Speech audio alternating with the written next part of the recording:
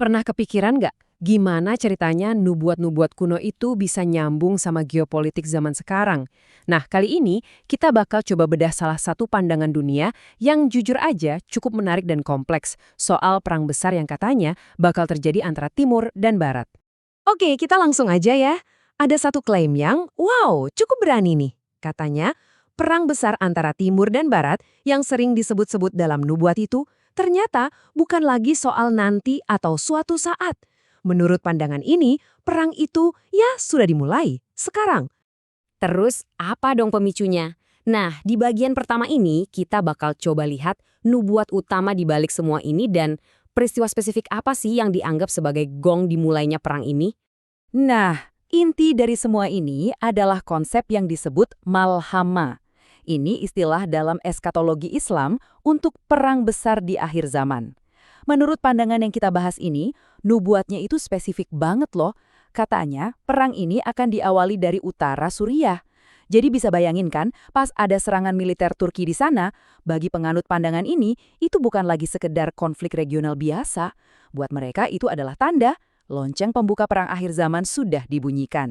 Tapi kan, perang sebesar ini nggak mungkin terjadi gitu aja ya. Pasti ada bensinnya.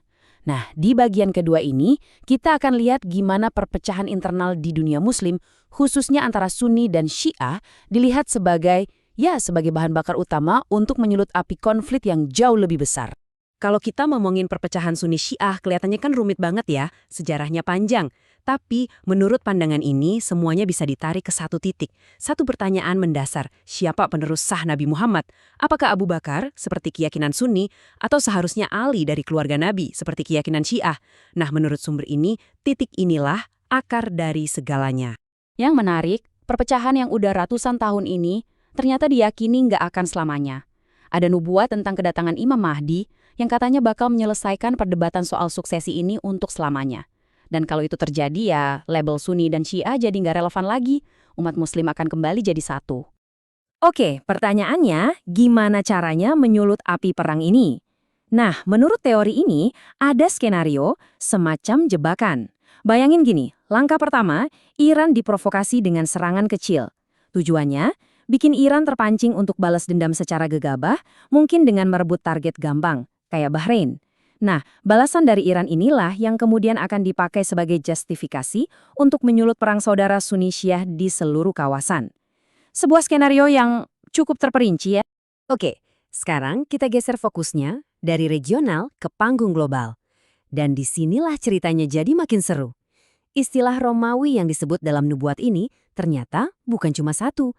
Menurut interpretasi ini, ada dua Romawi. Dua kekuatan Kristen besar yang justru saling bersaing. Penting banget nih buat kita samain persepsi dulu. Waktu sumber ini bilang Romawi atau Rum, ini bukan soal kota Roma di Italia ya. Ini lebih ke konsep peradaban, penerus dari kekaisaran Romawi dan Bizantium yang Kristen. Nah, ini dia kuncinya. Pandangan ini membedakan dua Romawi ini berdasarkan sumber teksnya.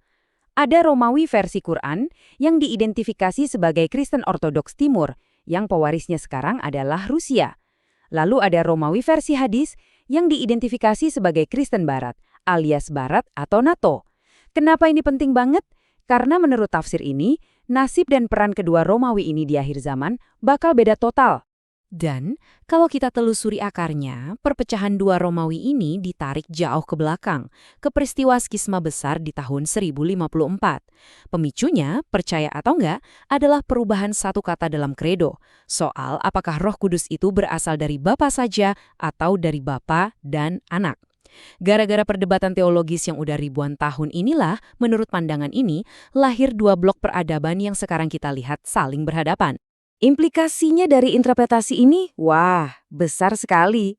Ini membawa kita pada kesimpulan bahwa Rusia, sebagai Romawi yang dianggap lebih sejalan dengan teks Quran, telah diberi keunggulan militer oleh Tuhan.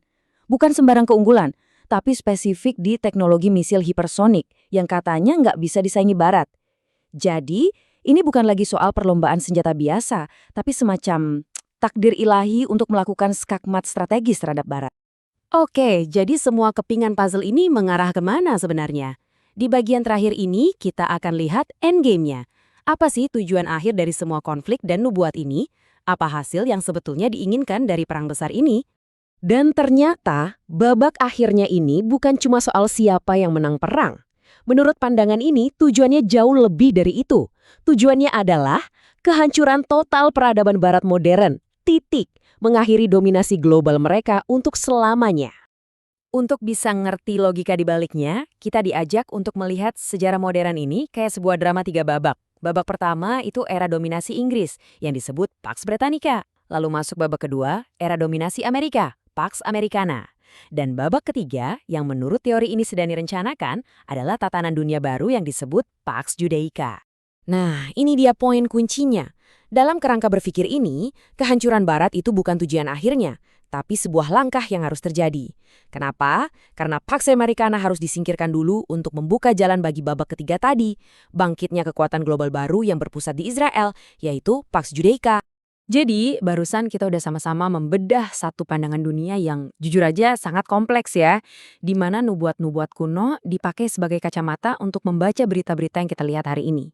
Ini semua meninggalkan satu pertanyaan besar buat kita renungkan. Seberapa besar sih pengaruh keyakinan semacam ini, terlepas kita setuju atau tidak, dalam membentuk dunia yang kita tinggali sekarang?